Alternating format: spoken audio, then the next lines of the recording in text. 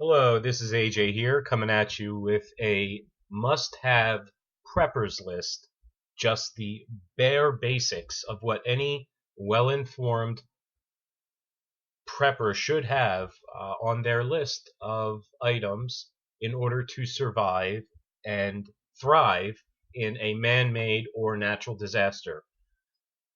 I am coming at you with five major items here that you're seeing on your screen, and let's jump right into it.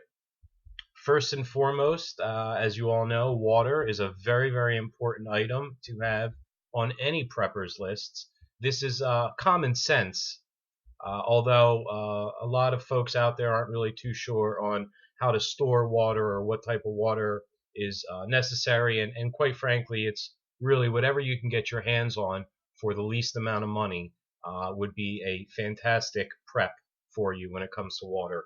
I prefer bottled water is always good. It's a good way to store it. Easy to store, of course. It could be quite pricey though. Another suggestion would be water right out of the tap. A lot of folks just fill a drum up in their bathtub or through their garden hose or through a filter through their garden hose, which is all very good, very fine choices there. Major item that I would definitely recommend would be water sanitation tablets, which are extremely important in the case that you come across tainted water or you just want to be 100% sure that the water is in fact drinkable if something were to occur to put you in a survivalist situation. But moving along to number two, food supply. Food supply is obviously a necessity as well, as you all know. I suggest freeze-dried items, very easy to store, an enormous shelf life if need be. So you can definitely feel good about spending a lot of money on these freeze-dried products that you can find on the internet or through your local surplus store or whatever have you. But know that once you do put those on your shelf, a lot of these supplies could have anywhere between a 10-year and 25-year shelf life in some cases.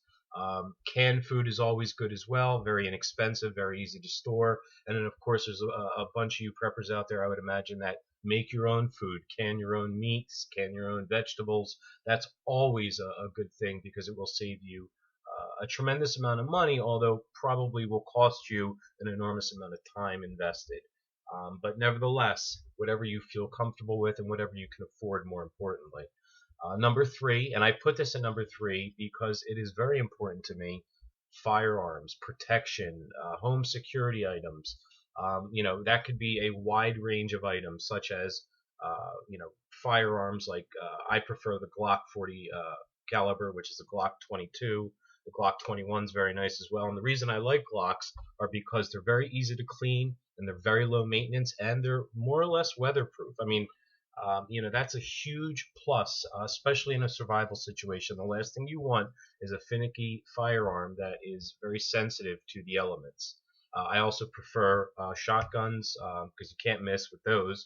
Although you do want to be very careful with these items, especially if you have children in the house. You must be very responsible with these because they can definitely cause damage, and I don't need to tell you that. Um, you know, Crossbows are also very well, and I'm also a taser man myself. Tasers are a very good non-lethal weapon to have in the house. I have all of them. So yeah, definitely good home security and protection in the case of some sort of natural or man-made disaster. Number four would be communication. What I mean by that is when you have a scenario occur that you are kind of in the dark, because let's assume that in a natural disaster or a man-made disaster, you may be without electricity, you may be without cell phones and tablets and so forth and so on. Communication is very important, and I would highly suggest investing a couple $100 into a ham radio setup, which would allow you to communicate with the outside world off of battery power, not needing an internet connection, not needing a phone line, because you're simply going off the radio waves in the air. So I mean, you really can communicate that easily, and it's very important again to make sure you know what's going on outside of your your home, your hole, whatever, wherever you're staying in the case of a natural disaster or a man-made disaster. But it's, again, very important that you know what's going on out there so you could be safe in here, and that's a must-have. And then number 5 would be bug out bags. And just to let you guys know that don't know what a bug out bag is, a bug out bag is a backpack or a duffel bag that is pre-packed and ready to go with items that one would need for himself or herself and their family if they had to leave the premises in a hurry. You pre-pack a bug out bag, you set it aside, and God forbid, if that time comes, you guys will be prepared. You grab that bug out bag. It's usually filled with food, bottles of water, pet food, very important. Don't forget about the doggies and the cats. But you want to make sure that the kids are taken care of, and every individual that is in your location must have their own bug out bag. It's very important because obviously if you get into a situation where you're rationing food, food is energy, and losing energy is losing ground, and losing ground could be the difference of life and death. So you want to make sure that all 5 of these items are a must-have on your list.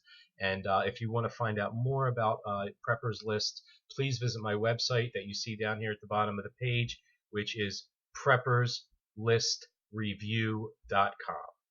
Thank you very much, guys, and hopefully we will see you soon.